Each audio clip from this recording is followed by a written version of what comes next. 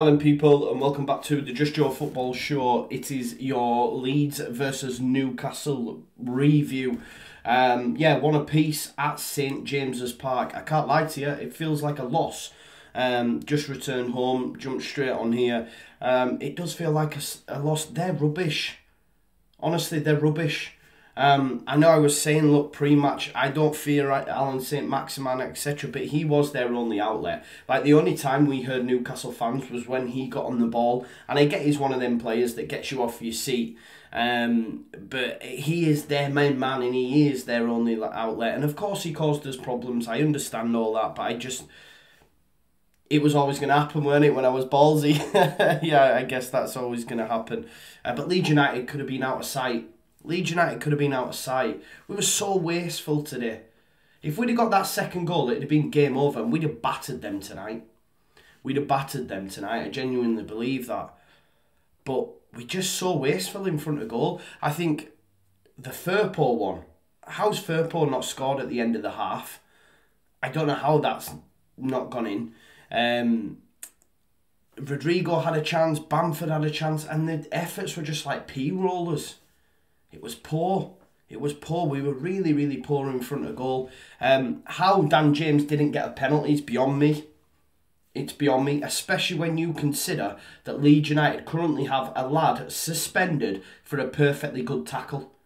We have a lad who's unable to play at centre-back, where we're light anyway, due to a perfectly good tackle. Yet, when Dan James is brought down in the box, and it's a stonewall penalty, it looked like it in real time from where I was stood. You see it back, and it makes it even worse. I wish I'd have never seen it. I wish I'd have never seen it back, because it makes your blood boil. If you're not top six, you don't get nothing. If you're not top six, you don't get nothing in this division. And centre-back, just while we're on that as well, we're so light. And now Ayling's gone off injured. Rafinha apparently was carrying a knock pre-match. He played. He was brought off with a knock. So you reckon maybe he was risked. Bielsa brought him off and now it might have flared up and could be even worse. But I suppose going forward we have options. But at centre-back now, we've got Liam Cooper. We have Liam Cooper as our only centre-back. Fit and ready to go. You know, so those that throw shade at Cooper, and look, he was fan wanting at times tonight against Alan Saint-Maximin, but who isn't when he runs at you? This is what I'm saying, he can dribble. But he's our only centre-back now. What's going to happen against West Ham? Antonio back. Calvin's probably going to fill in there, or we give Creswell his debut. Because I guess Calvin can't fill in there because we've got no one to go in the CDM. We're really light, guys. We're really light. I know Bielsa doesn't like a big squad, but when you've got loads of injuries like this, it's an issue. It is an issue. I thought the midfield was much better tonight. Click. I love Click. Great player. Thought he played well. Thought Rodrigo had a good game. Rodrigo did have a good game for me tonight. Dan James, he was wasteful as well. There was an opportunity that he had that was just, yeah, poor. Within the first minute, we kept trying to hit him as well, and I was thinking, please don't make this our play now. Just always smash it into the channel for Dan James. Rafinha's goal, what a goal that was. It was a beauty. I've done a bit of a match day vlog, so make sure you check it out. And we were actually singing at the time, Gary Speed. It was the 11th minute, and we were doing that chant. And right towards the end of that chant, he scored a goal. I remember something similar happening in the Championship with Robert Snodgrass. So that was scenes, and I genuinely thought we would go on and wipe the floor with Newcastle. I did. They're poor, and even though we've only got a point, they're still poor. But you know, people are concerned, and I've seen it on Twitter, but I'm still not concerned. We'll be all right. You know, we just need to get more clinical in front of goal. I mean, Bamford's chance when he got put through from Rodrigo and he hit it with his right foot. My God. My God. And then I think Bielsa as well, when he made the changes, when he brought Rafinha off.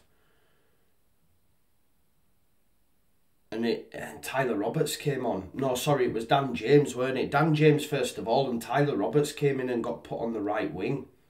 No. Tyler Roberts, man, he was wasteful as well. So bad. So bad. it's so frustrating because there's a player there and he does some things all right, but yeah, it's so frustrating.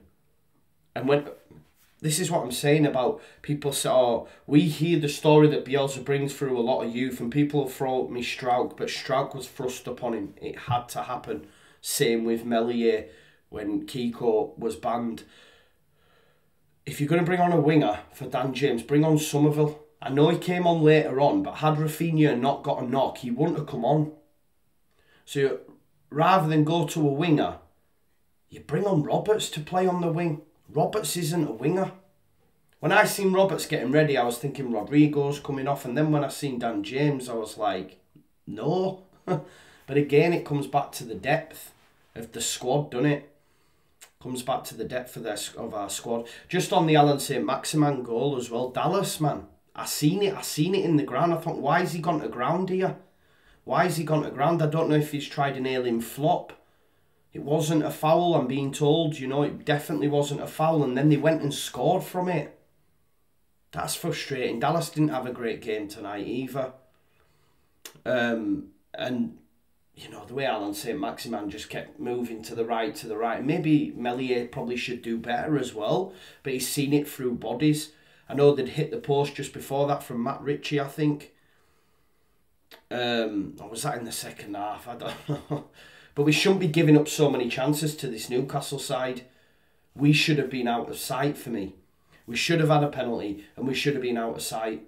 Rafinha's goal was a beauty. Rodrigo involved massively with the dummy. Caldalo had no idea where it was going, in the back of the net. And genuinely at that point I'm thinking we're fine. We're going to win this game, get our first win on the board. But it wasn't meant to be. And Newcastle get a point. They'll be happy with a point. I wasn't. Disappointed. It feels like a loss.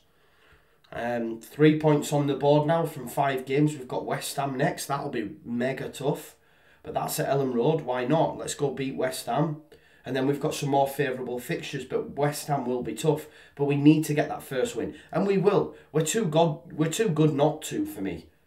We're too good not to. It's just when we have injuries, the quality and the moving around of parts doesn't work.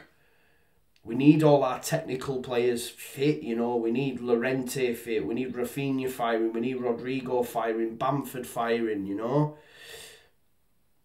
Harrison as well. Harrison, we need him because he's not started well. I just think it's a multitude of things at the minute. A multitude of things at the minute that aren't just clicking for Leeds United, and it's frustrating. It really is frustrating. But you know, what can you do? You've just got to keep going, haven't you? I'm not concerned. I'm not concerned. Do you know what I mean? I'm not. I got a bit, you know, I was speaking to Connor before the game and he says, you've got Wim and Giddy. I got Giddy, man. I thought we'd win this game comfortably and we should have. This is the thing. Just because it's a point and Alan Saint-Maximin scored, etc. And we should have been home and horsed. We should have put these to the sword. They were rubbish. They were rubbish for me. We gifted them too many chances due to slack passes and making errors. You know, Cooper made some good challenges on Alan Saint-Maximin, to be fair to him. But he was found wanting in that first half when he was breaking at will, you know, when the ball was put to him. But he's got that in his locker, hasn't he? I thought he did well for me. Firpo, I can't quite work out yet. The jury's still out, innit? I just can't work him out. You know, he's better than Alioski. I won't say that I have said otherwise, but I think he's really taken a while to adapt to the system and where he needs to be. How he's not scored that goal, by the way. Oh my God. It was well worked as well, wasn't it? For it to go out to him, and you're just thinking, genuinely, I'm thinking, get in there, and he just went, oh no. One of them ones, you know, and then second half we just didn't really get going. We lacked that cutting edge. We lacked that cutting edge in the second half. Even 4 minutes left extra time, and we had the ball, and we were just messing about with it, man. Just messing about with it.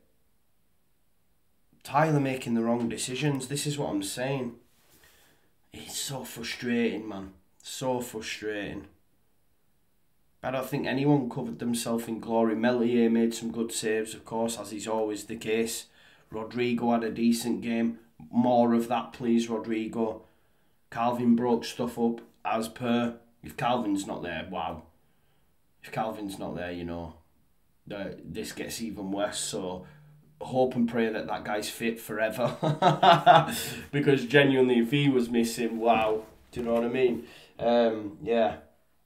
Real frustrating one tonight for me. Just think it's that basketball style in it that everyone speaks about, you know, it's end to end and it's enjoyable to watch and chances are happening, but we're just missing that cutting edge. You think back to last season when we beat them at Ellen Road 5-2, we put so many past Burnley, etc. It was the similar sort of games, it's just Leeds have more control, you know, and they take their chances, and that's what seems to be lacking at the minute for me. You know, Bielsa's had his say, and he said, look, and I agree with him, you know, we had more than enough chances to win this game, you know, especially when you consider the first half that we had. But he accepted there were moments when Saint-Maximin was difficult to manage, and that's the same for everybody. Although I said I don't rate him, I always said, look, he could take on 11 players, it's what comes at the end of it. Unfortunately for me and for Leeds United, he scored tonight, you know what I mean? But obviously he did mention that the injuries are putting pressure on the squad as well.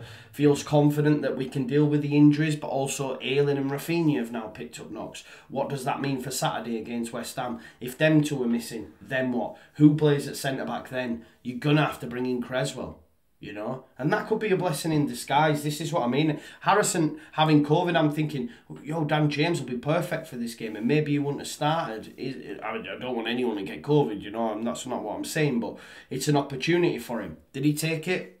Probably not. Do you know what I mean? Should have scored. Should have scored tonight. He should have been given a penalty though as well. But it is what it is. We've got to dust ourselves down and move on to the next one now, and that's West Ham, and that's going to be rock hard. Antonio back as well after his suspension, obviously scored for them against Zagreb, so that's going to be a real tough test. They're a great side, West Ham, genuinely. David Moyes has got them really going, so that's going to be tough. But listen, we're Leeds United, we keep on, we keep marching on together, and I think we'll get that first win, man. We've got to. It'll have to come soon enough, won't it? Because the longer we go without it, the more it's just, the harder it is to get then. The harder it is to get. It's only 5 games though out of a 38-game season, 33 still left to go. I've seen enough, you know, tonight to know that we will continue to create chances. We just need to be more clinical. And once they start going in, the floodgates will open, you know. The floodgates will open. I thought it'd have been tonight when we scored. When we did, I thought, yeah, in the bag now. Wasn't to be the case. We let them back into it. We didn't take our chances. But we'll continue to improve. We'll get players back. Maybe Adam Forshaw. I don't know. But, yeah, look, it feels like a loss. I know it's dejected and that, but it does, because I think they're rubbish.